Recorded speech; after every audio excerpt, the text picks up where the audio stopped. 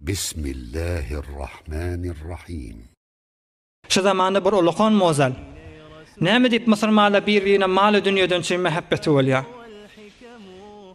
Her ki bameşbiş, berfeşbiş. Her kimin şu zamanı puluken, her kimin maly mulkuken, şoňa kan mehabbet edilýär edilmeýär? Edilýär. Her kim maly mulkuken bolsa, sedr evvelle gezýärm şu mejalislerde. Gezýär. Toylarda evvel salam alanýan kim? Puluken adam salam alanýar. Her kim maly mulky kan bolsa şu zamanı kan ihtiram oýlýar. Näme dip şolay bolmaly?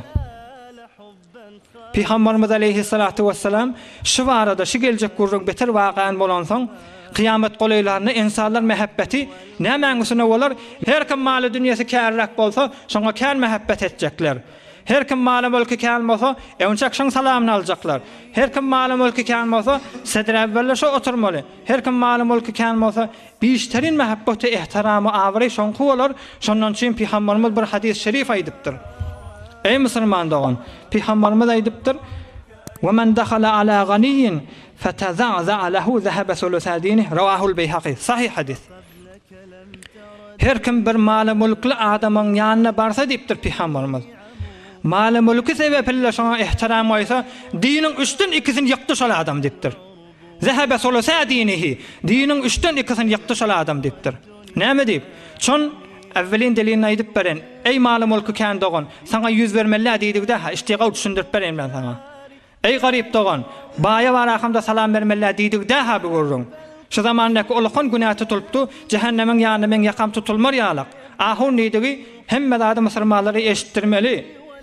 Belkim Hudaý Taala hemme wezifelerimiz bitirmekli we tawfik bersin. Şu güýjedäki aýdyljak gurrunlar Kıyametde yaka tutulmar ýalyk. Peygamberimiz de täkitläp aýdypdyr. Her kim bir maly mulky kan adamyň ýanyna baragasa, şoň maly mulky sebäpille şoňa peselagasa, elinden awqalanmaly, salamny alanmaly, şoňa mehabbet etse, zahaba sulusadinihi.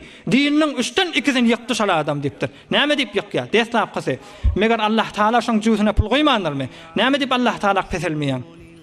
Awwelendese tamakin bolmaly. Tamakilik bir ulaqan haram zat.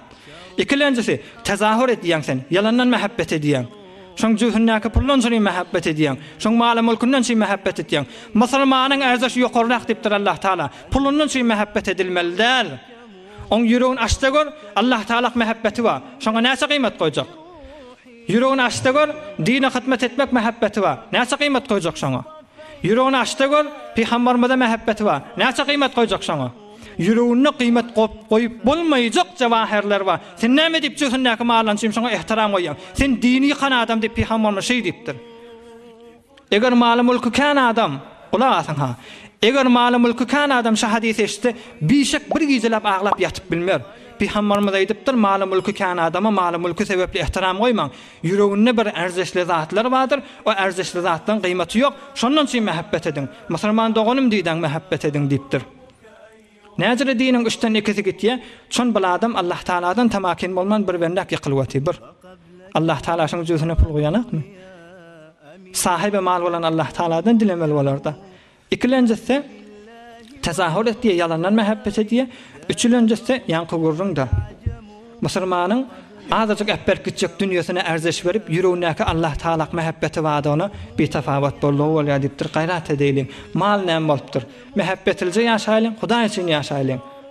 Maly mulkly adama silama diýenap, sila ýüregindäki imany bolan saň sila.